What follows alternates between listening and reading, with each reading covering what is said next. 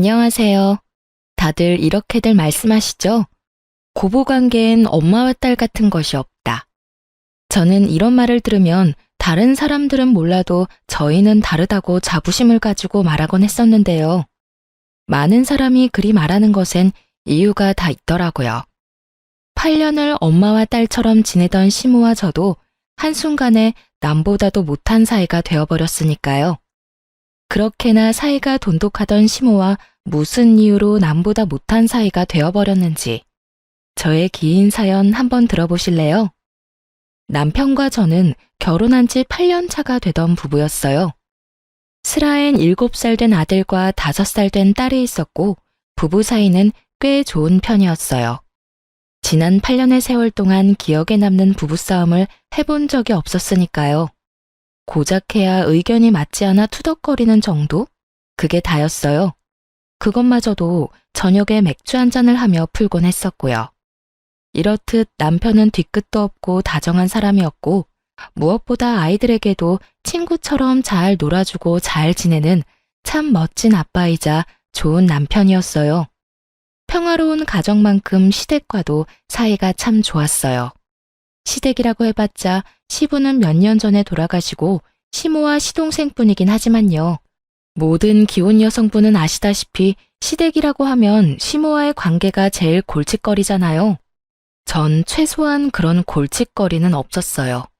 사연 처음에 말씀드렸다시피 시모와의 관계가 아주 각별했거든요.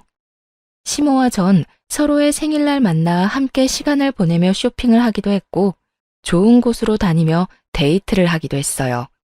시부가 살아계실 땐 아이들을 시부와 남편에게 맡겨두고 둘만의 여행을 다니기도 했고요. 엄마, 정말 너무한 거 아니야? 남들이 보면 내가 아니라 이 사람의 엄마 자식인 줄 알겠다고. 어쩔 땐 엄마가 나보다 집사람을 더 아끼고 사랑하는 것 같아. 어쩔 때라니. 너만 모르는 것 같아서 해주는 말인데 어쩔 때가 아니라 늘 너보다 우리 며느리를 더 아끼고 사랑하고 있단다. 그러니까 내 예쁜 며느리 눈에서 눈물 뺄 생각은 하지도 마, 아들.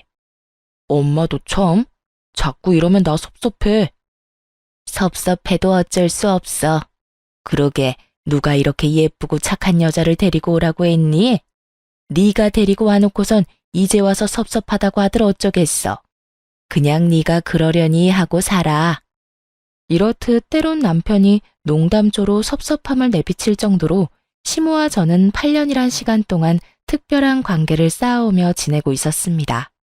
그렇게 견고하던 시모와 제 사이는 노총각이었던 시동생이 결혼을 하며 한순간에 금이 가버리며 무너져 내리더군요. 노총각이었던 시동생을 구제해준 청금과 같은 새 며느리에게 더욱 신경 써주고 친절하게 대해주려는 시모의 행동이 이해가 되지 않는 것도 아니었어요. 저 역시도 새로운 식구가 반가웠고 그런 동서가 시댁에 잘 적응할 수 있도록 도와주고 싶었으니까요. 하지만 날이 갈수록 시모의 이중적인 잣대와 대놓고 펼치는 비교질에 섭섭함이 점점 쌓여만 갔어요. 그 섭섭함의 시작은 신혼여행에서 돌아온 서방님 부부가 선물을 풀어놓으면서부터였어요. 동서는 비싼 화장품을 풀세트로 사온 것도 모자라 옷, 가방 등 시모 선물만 한 보따리를 풀어놓는데 그걸 지켜보는 제 입이 다 떡 벌어지는 정도였어요. 어머 새아가, 이게 다 뭐니? 어머님 선물이에요. 여기저기 다니는데 다 어머님께 어울릴 것 같아서 하나둘 사다 보니 이렇게 된 거 있죠? 어떠세요? 마음에 드세요? 당연히 마음에 들지. 고맙다, 아가. 신혼여행 다녀왔다고 선물 사주는 사람은 너뿐이구나. 내가 네 덕에 이런 호사를 다 누려보는구나. 호사라뇨. 그저 선물일 뿐인걸요. 앞으로는 제가 더 잘해서 어머님 더 기쁘게 해드릴게요. 어머머, 말도 어쩌면 그렇게도 예쁘게 하니? 며느리가 들어온 게 아니라 그야말로 복덩이가 들어왔구나. 얼굴도 예뻐, 성격도 착해, 어른 공경할 줄도 알아. 거기에다 직장도 대기업에. 고맙다, 고마워. 앞으로 나도 잘 부탁하마. 두 사람의 분위기는 그야말로 화기애애했고 중간중간 시모가 저를 겨냥한 말이 마음에 걸리긴 했지만 그간 저도 제 나름대로 잘했으니 그냥 인사치레로 하는 말인가 보다 하고 넘어갔어요. 그 뒤로도 대기업에 다니는 동서는 그 명성답게 회사에서 지급되는 포인트로 시모에게 물질 공세를 펼치며 시모의 마음에 아주 쏙 드는 짓만 하더군요. 처음엔 시모에게 잘하니 저 역시 흐뭇하고 좋던 마음이 점점 그렇지 못한 마음으로 변해가더군요. 동서가 시모에게 잘하는 것이 왜 못난 마음으로 변해갔는지 궁금해하시는 분들도 계실 텐데요. 그 이유는 동서 유세 때문이었어요. 동서는 꼭 시모에게 뭐 하나 해줄 때마다 제가 있는 자리에서 생색을 내곤 했는데 그때마다 이런 말을 꼭 하더라고요. 형님은 시집 온 지가 언젠데 이런 것도 안 사드리고 뭐 했대요? 어머님께 도통 신경을 안 쓰는 것 같아요. 형님, 어머님께 조금만 더 신경 써주세요. 시집 왔는지 반년도 안 된 동서가 저런 말을 하니 참 가짠더라고요. 제가 시집 온 지가 햇수로 8년이 넘어가는데 그간 제가 해드린 걸 금액으로 따진다면 어마어마하지 않을까요?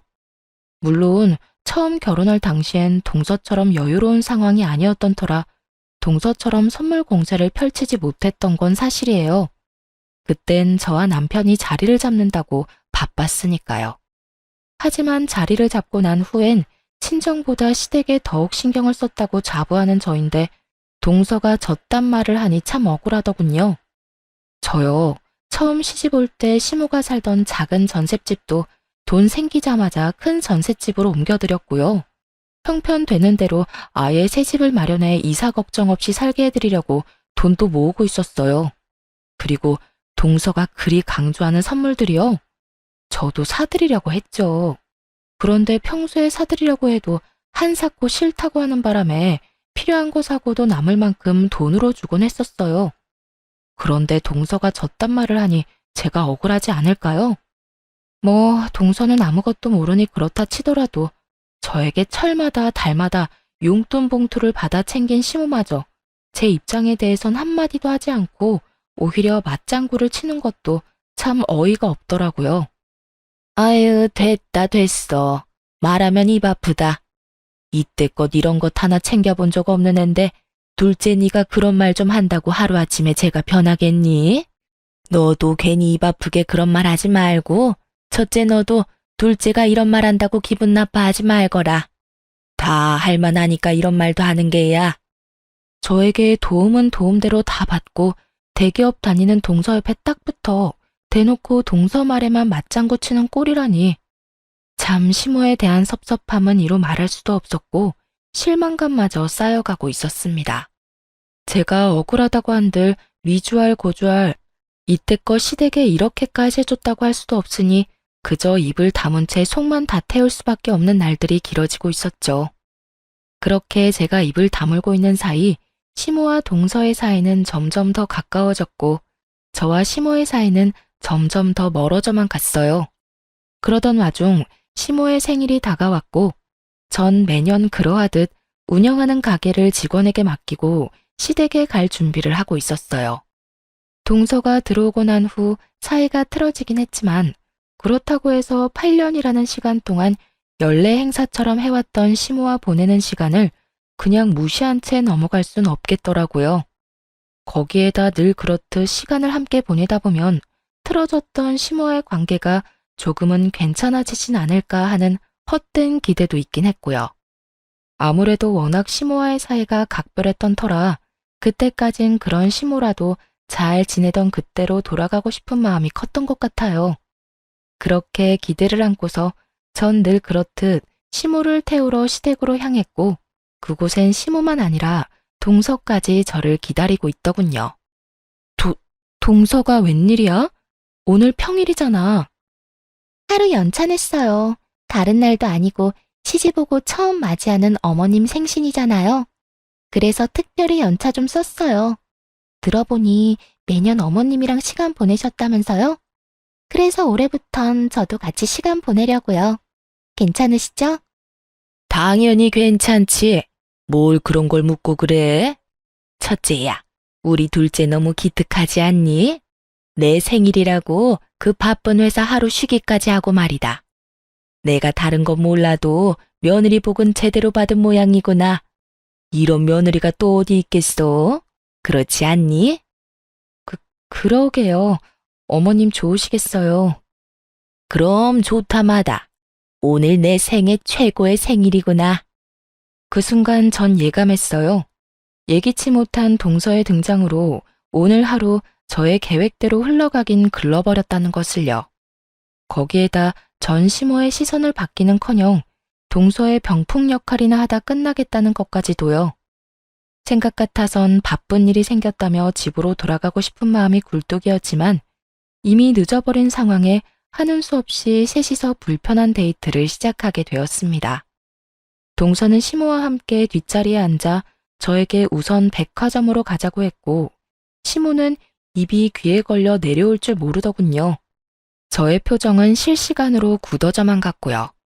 저의 예상대로 두 사람은 저를 운전기사와 짐꾼쯤으로 여기는 듯했고 처음엔 다른 날도 아니고 시모의 생일이니 참아보자 했던 마음도 점점 제 손에만 쌓이는 짐들과 시모의 비교질에 폭발하고야 말았죠.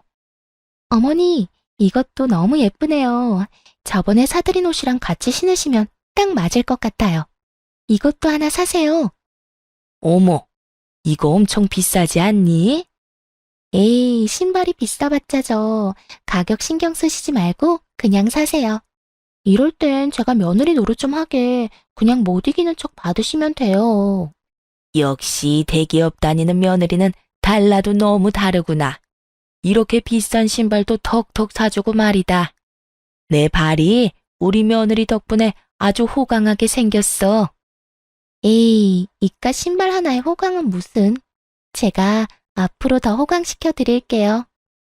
내가 며느리 덕이란 걸 너 때문에 다 누려보고 역시 우리 둘째 며느리가 최고구나. 시모가 동서를 치켜 세우면 치켜 세울수록 제 손에 짐은 점점 늘어만 갔고 그럴수록 저의 짜증은 곱절로 늘어갔어요. 도저히 안 되겠다는 생각에 손에 있던 짐을 동서에게 넘겨주려고 했거든요. 그런데 동서는 갑자기 말도 안 되는 변명을 짓거리기 시작하더군요. 동서, 도저히 안 되겠어. 이건 동서가 좀 같이 들어. 형님, 저도 같이 들어드리고 싶긴 한데요. 아시다시피 오늘 쉬느라 어제 일을 너무 무리해서 하는 바람에 팔부터 어깨까지 멀쩡한 곳이 없네요. 이 무슨 성이라고 눈꼽만큼도 들어가지 않은 변명을 듣고 있는데 정말 어처구니가 없더라고요. 도대체 저를 얼마나 무시하고 있으면 이런 말도 안 되는 말을 변명이라고 하고 있는 것인지. 그 순간 열이 확 뻗쳐 동서에게 따져 물으려는 순간 시모가 나서 제 입을 막아버리더군요. 이까지 짐 무거워봤자 얼마나 무겁다고 나눠들라고 하는 게야. 네 눈엔 우리 둘째 힘들어서 얼굴 다 상한 거 안 보이니? 어디 감히 대기업 다니는 우리 귀한 둘째한테 이딴 짐이나 들게 해. 잔말 말고 네가 다 들거라. 넌 남는 게 힘밖에 없지 않니? 이 말만 해도 기가 차 코가 막히는 지경인데 뒤이어 나오는 말은 더욱 가관이었습니다. 이딴 짐이나 들려고 우리 새아기가 일까지 쉬고 여기로 온 줄 아니? 어디 건방지게 누구한테 짐을 들라 말아 명령질이야? 그 순간 이런 말까지 들어가며 언제까지 참고 있어야 하나 이런 생각이 들더군요. 이쯤 되니 저도 할 말은 해야 한다는 생각이 들기도 했고요. 그래서 더는 참지 않고 제 할 말을 하기 시작했습니다. 아니 어머님, 저도 오늘 가게 직원한테 맡기고 왔어요. 저는 어디 노는 사람인가요? 저도 일해요. 그리고 팔 아픈 걸로 치면 동서보다 제가 더 아프지 않겠어요? 저도 오늘 하루 쉬느라 어제 하루 종일 매장 진열 상품 고르고 옮기고 진열하느라 몸살이 다 날 지경이에요. 이런 제 사정 뻔히 다 아시면서 다른 사람도 아닌 어머님이 어떻게 저한테 그런 식으로 말씀하실 수가 있어요? 그러게, 누가 오라고 했니? 뭐라고요? 오늘 너 오라고 한 사람 여기 아무도 없다. 네가 만나자고 하도 난리를 부려서 하는 수 없이 오라고 한 것뿐이지. 그리고 네 머리가 나빠서 우리 둘째처럼 대기업 못 가고 그 코딱지만한 가게로 돈벌이 한다고 고생하는 걸 왜 나한테 하소연을 하니? 그렇게 불만 많고 힘들면 당장 그만두거라. 참나, 그까지 가게에서 벌면 얼마나 번다고. 누가 들으면 어디 대기업이라도 다니는 줄 알겠다. 어머님, 이런 식이면 저 정말 섭섭해요. 그래서 나보고 어쩌라는 말이니? 뭐, 애처럼 엉덩이라도 두들기면서 달래주랴? 한껏 비꼬는 시모와 그 옆에 찰싹부터 맞장구를 치는 동서를 보며 더 이상 이런 사람들과 잘 지내보려는 마음이 다 부질없는 것임을 깨닫게 되었어요. 마음을 비우고 나자 손에 들린 짐 역시 내가 왜 들고 있나 싶더라고요. 보란 듯이 짐을 바닥에 내팽개 쳐버렸습니다. 어머, 형님, 지금 뭐 하시는 거예요? 이게 다 얼만데? 예, 너 미쳤니? 지금 시위라도 하는 거야, 뭐야? 미치긴요. 이제야 제정신이 돌아온걸요. 저요, 이제 어머님이랑 잘 지내보려고 노력하는 거 안 하려고요. 뭐? 너 지금 그게 무슨 소리니? 잘 지내보려고 노력을 안 해? 네가 노력 안 하면 어떻게 할 건데? 뭐, 날 안 보고 살겠다니 말이니? 아예 안 보고 살 순 없겠지만 될 수 있는 한 최선을 다해서 안 보고 살려고요. 그러니까 어머님도 대기업도 못 다니는 저 찾지 말고 대기업식이나 다니는 자랑스러운 둘째 며느리랑 좋은 시간 보내세요. 그러면 모자란 첫째 며느리는 이만 가볼 테니 남은 생신 오붓하게 보내세요. 두 사람은 제 뒤통수에 대고 욕을 해대며 소리를 질러댔지만 저는 그런 두 사람을 무시한 채 집으로 돌아와 버렸어요. 얼마나 열불이 났었는지 집으로 돌아와서도 마음이 진정되지 않더라고요. 그렇게 한참을 씩씩거리고 있으니 퇴근한 남편이 집으로 돌아왔고 저를 보자마자 제 손을 잡고 어찌된 영문인지 물어왔습니다. 여보, 오면서 엄마랑 통화했어. 엄마한테 오늘 있었던 일 대충 듣긴 했는데 아무래도 당신한테도 이야기를 들어봐야 할 것 같아서 나한테 오늘 어떤 일이 있었는지 이야기해 줄 수 있어? 남편의 물음에 저는 지체하지 않고 있었던 일을 털어놓기 시작했어요. 입을 뗀 김에 그간 섭섭했던 점까지 다 털어놓게 되었죠. 그간 섭섭한 것이 많았던 터라 목이 쉴 때까지 하소연을 하게 되었고 제 하소연이 끝이 나자 남편이 심각한 얼굴로 이렇게 말을 하더군요. 당신이 그간 우리 엄마한테 잘해준 거 나 다 알아. 늘 고마웠고. 그런데 이제 당신은 우리 엄마한테 신경 쓰지 마. 이때까지 한 걸로 충분하다고 생각해. 그러니까 앞으론 괜히 상처받지 말고 우리 가족만 생각하면서 우리끼리 잘 지내자. 나는 부모님도 중요하지만 당신이 더 중요해. 아무리 내 부모님이라고 해도 당신한테 함부로 하고 당신한테 상처 주는 거 나 싫어. 남들은 남의 편이라고 해서 남편이라고들 하던데 제 남편은 오롯이 저의 편이 되어 상처를 보듬어 주는데 큰 위로를 받은 것처럼 마음이 한결 가벼워지더라고요. 그 덕에 전 마음의 상처를 빨리 씻어내고 일상생활을 시작하게 되었고 그렇게 일상을 보내던 어느 날 동서가 가게로 찾아왔어요. 눈치를 보아하니 남편에게 모든 사실을 듣게 된 서방님이 동서에게 당장 사과를 하고 오라고 시킨 것 같더라고요. 쭈뼛쭈뼛 억지 사과를 하는 꼴이 굳이 묻지 않아도 뻔한 일이었죠. 동서가 여기까지 무슨 일이야? 그게 지난번 일 죄송했다고요. 몸도 마음도 좀 힘들어서 제가 좀 예민했어요. 죄송해요. 정말 하나마나한 사과였습니다. 표정은 잔뜩 일그러뜨린 채 개미 기어가는 소리보다 작게 속삭이듯 하는 사과. 그런 사과 따위 받을 생각조차 없었던 전 아무런 대꾸도 하지 않았고 그런 저의 태도를 신경도 쓰지 않는다는 듯 동서는 가게를 둘러보기 시작하더군요. 그런데 형님, 가게가 이렇게 작고 허름한데 장사는 좀 돼요? 월세는 벌리나 몰라. 단골 장사에선 월세도 못 낼 텐데. 누가 누굴 걱정하는 것인지 모르겠더군요. 사실 제가 운영하던 가게는 제 명의의 상가였거든요. 물론 처음 시작은 저도 월세로 시작했었어요. 월세로 시작한 작은 가게에서 여러 가지 소품을 떼다 팔기도 하고 제가 만든 상품을 팔기도 했었어요.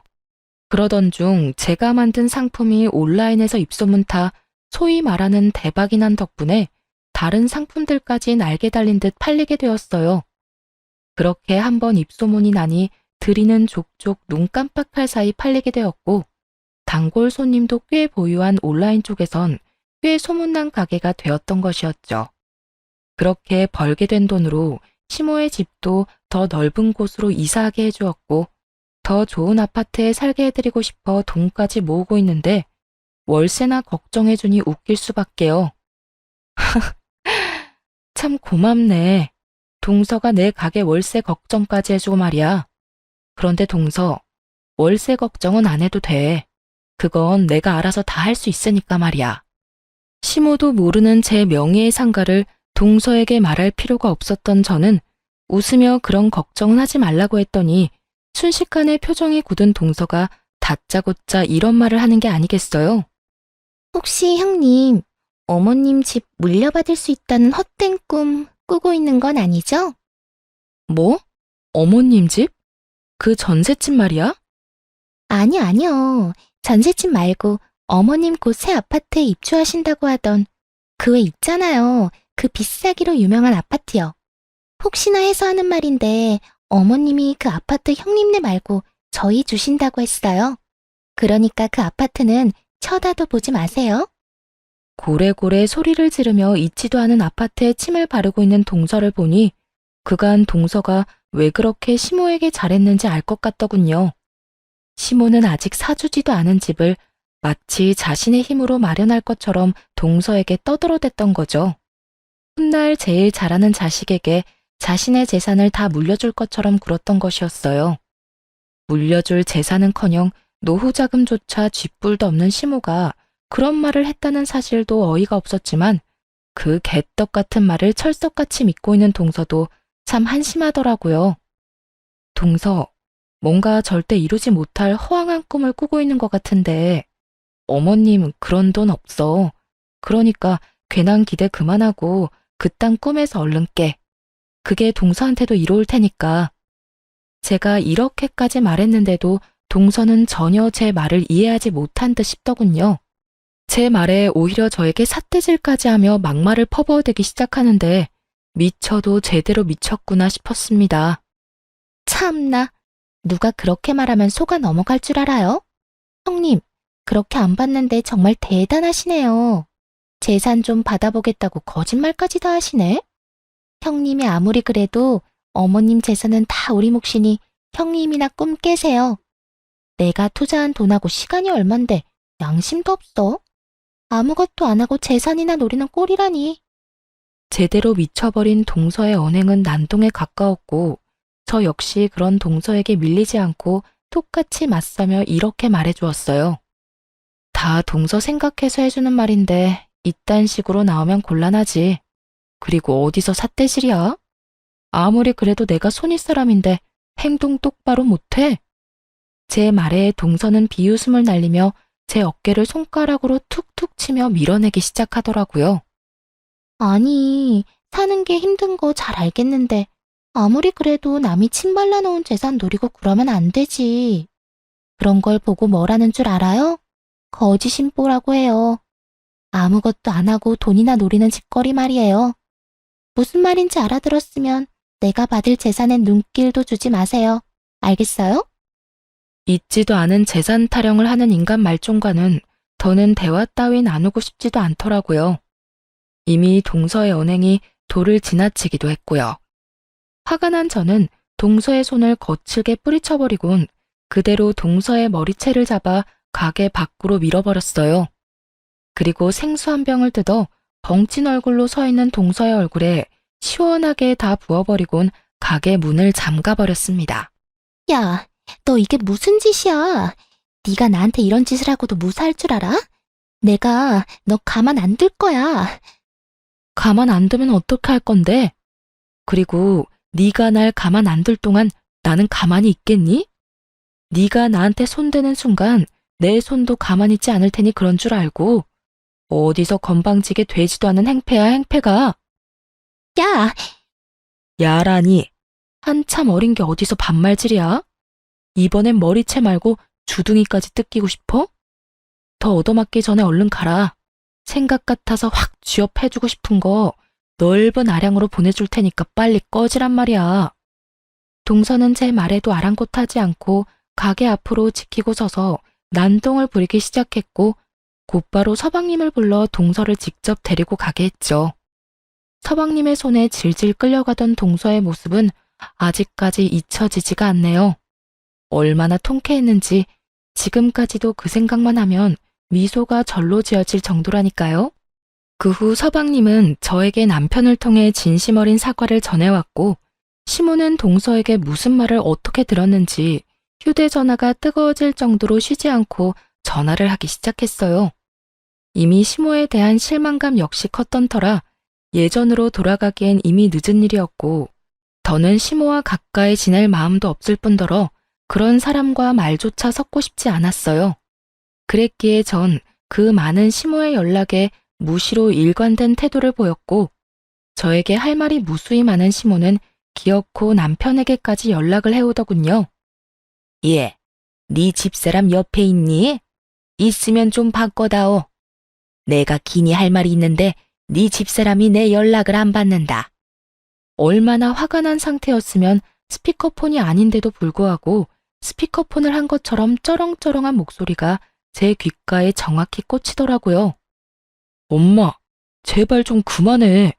내가 웬만하면 여자들 일에 안 끼어들려고 했는데 엄마, 정말 해도 해도 너무한 거 아니야? 내가 뭘 그랬다고 나한테 화를 내니? 말이야 바른 말이라고.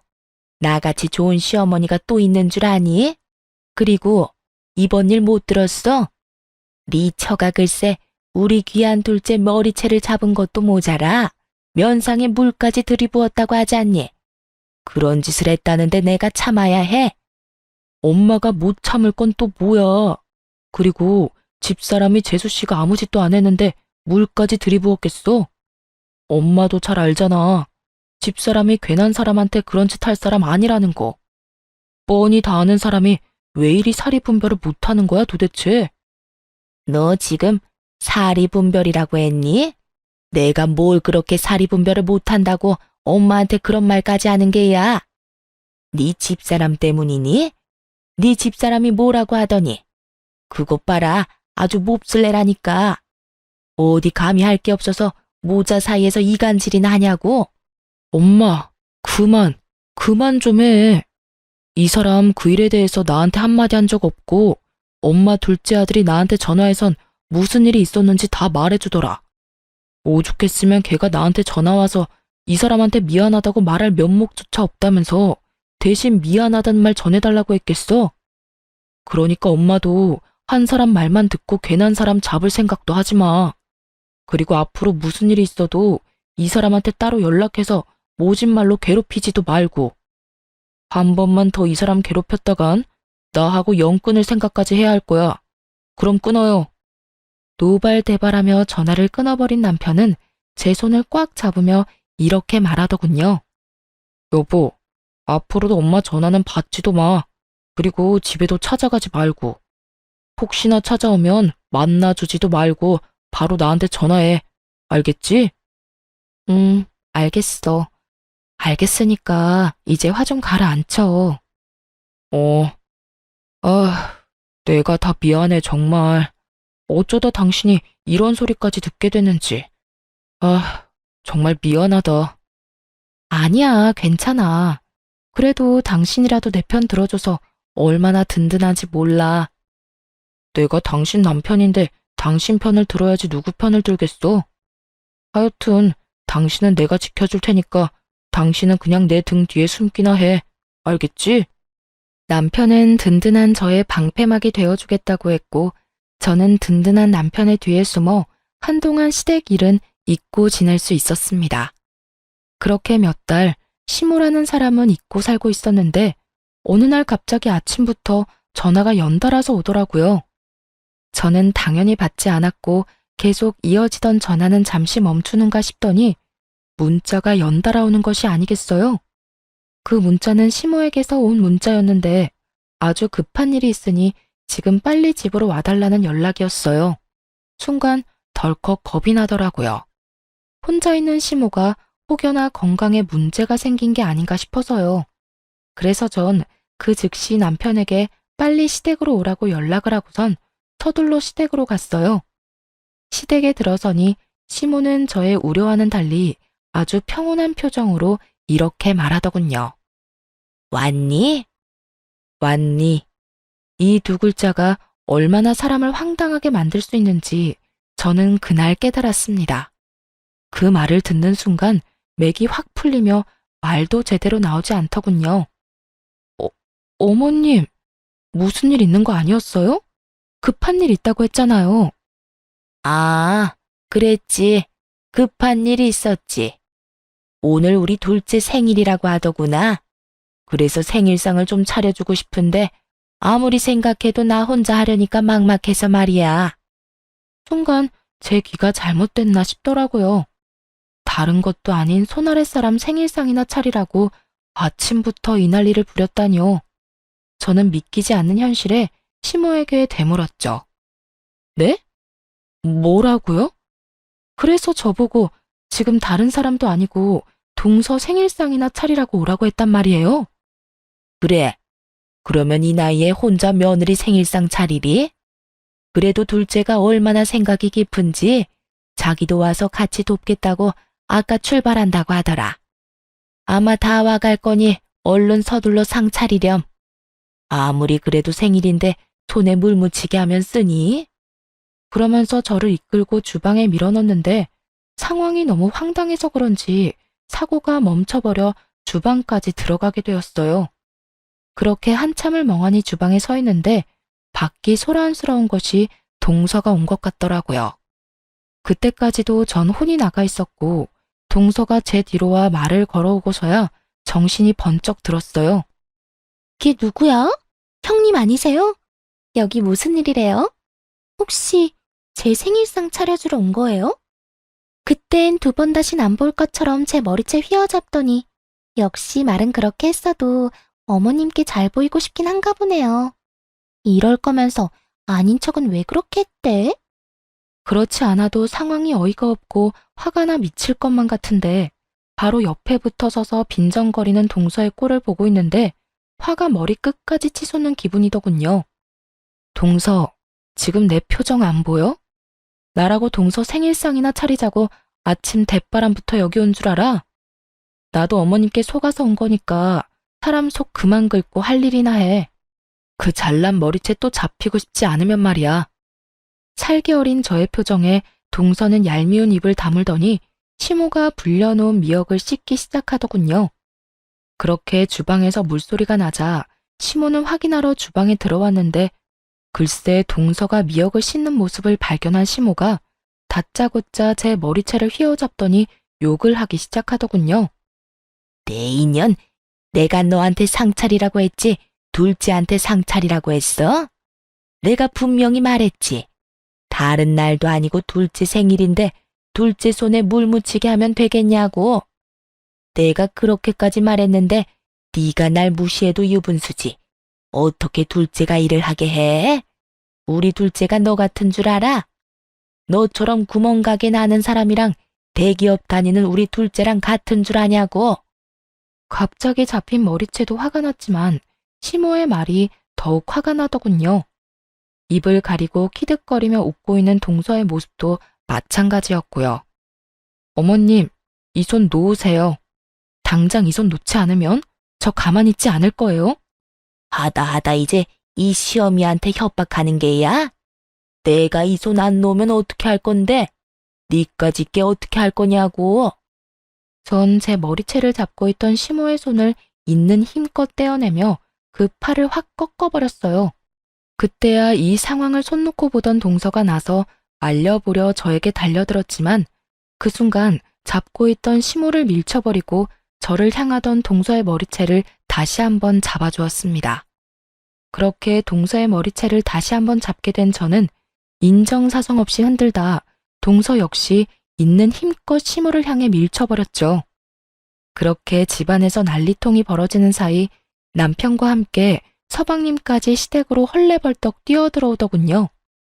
두 사람을 발견한 시모와 동서는 나오지도 않는 눈물을 짜내며 하소연을 하기 시작하더군요. 아이고, 나 죽네, 나 죽어. 동네 사람들, 며느리가 시어미 팔을 꺾지를 않나 있는 힘껏 패대기를 치질 않나. 내가 살다 별꼴을 다 당하네.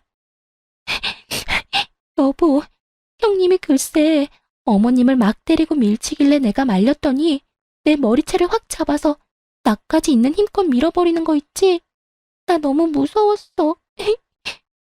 눈물 없이 들을 수 없는 두 사람의 하소연에 서방님은 아무런 말도 꺼내지 않고 가만히 서 있었고 남편은 저에게 다가와 제 손에 뜯긴 머리카락을 털어주었죠. 괜찮아? 난 괜찮아. 그래, 괜찮으면 됐어. 무슨 일이야? 무슨 일이 있었길래 당신 손에 머리카락이 있는 거야? 남편의 물음에 전 하나도 더하지도 빼지도 않고 있었던 일을 설명했고 제 말을 다 들은 남편은 이때껏 본 적 없는 무서운 얼굴로 화를 내기 시작했어요. 엄마, 진짜 내가 적당히 좀 하라고 했지? 내가 제발 이 사람 괴롭히지 말라고 했잖아. 그런데 뭐? 급한 일이 있다고 아침부터 사람 불러놓고 저 여자 생일상이나 차리라고 했다고? 저 여자? 넌 네 동생 와이프한테 저 여자가 뭐니? 내 마누라 괴롭히는 여자한테 내가 재수씨라고 호칭까지 붙여서 불러줘야 해? 엄마가 엄마 아들을 잘 몰라서 그런가 본데 나 그렇게 너그러운 사람 아니야. 그리고 엄마한테 엄마라고 부르는 것도 오늘이 마지막이야. 뭐라고? 너 지금 연이라도 끊자는 이 말이니? 연 끊어 엄마. 난 할 만큼 했고 집사람도 엄마한테 할 만큼 했어. 뭘 얼마나 할 만큼 했다고? 제가 나한테 뭘 해줬다고 이 난리인 거야? 엄마, 내가 진짜 이런 말까지 하지 않으려고 했는데 엄마가 사는 이 집도 저 사람이 힘들게 번 돈으로 마련해 준 거고 엄마가 곧 이사 갈 예정이었던 집도 저 사람이 다 아끼고 모아서 이사시켜 드릴 예정이었다고. 그런데 뭐? 뭘 얼마만큼 해줘? 저 여자가 엄마한테 가방 사주고 비싼 물건들 턱턱 사준 거 다 아는데 그까짓 거 얼마나 한다고 우리 집사람한테 그 서러움을 줘? 그게 사실이니? 너 나한텐 전부 네가 번 돈으로 해주는 거라고 했잖아. 그거야. 집사람이 내 기 살려준다고 그렇게 하자고 했으니까. 집사람이 그렇게나 나를 생각해주고 엄마를 위해줬는데 엄마는 그까짓 게 뭐라고. 다 됐고 이제 인연 끊어요. 난 오늘부터 부모 없다고 생각하고 살 테니까. 맞아요.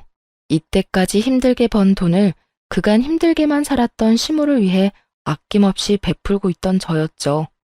이런 나의 호의를 전혀 알지 못하고 그저 남편의 능력으로 자신이 호사를 누리고 있다고 착각했던 것이었어요. 그러는 와중 대기업을 다니는 능력 좋은 동서가 들어오게 되었고 동서를 보다 보니 제가 남편에게 모자라도 한참 모자란다는 생각에 저를 홀대하게 되었던 것이었죠. 모든 사실을 알게 된 시모는 복잡 미묘한 표정을 내비치는 것도 잠시 망연자실한 얼굴로 저와 남편을 번갈아 보더군요. 동서의 표정 역시 시모와 다를 바가 없었고요. 그럴 수밖에요. 그동안 시모가 가지게 될 비싼 아파트를 물려받을 생각에 맞지도 않는 착한 며느리 코스프레까지 하며 시모 입안에 혀처럼 굴었는데 그 모든 것이 전부 거짓이란 걸 깨달았을 테니까요. 마지막 선언을 한 남편은 저를 보며 마지막으로 하고 싶은 말이 있으면 하라고 하더군요. 그래서 전 정말 마지막이라는 생각으로 모든 걸 정리하기로 했습니다. 어머님, 지금 사는 이 집도 전세금 제가 해드린 거예요. 당연히 계약자도 제 이름으로 되어 있고요. 그래서 이 집이라도 내놓으란 이 말이니? 네, 한 달 드릴 테니 그 안에 집 비워주세요. 저도 이렇게까지 할 생각은 아니었는데 어머님께서 제 머리채까지 잡으신 마당에 제가 제 돈 들여 어머님 사는 집까지 마련해주는 건 아니다 싶네요.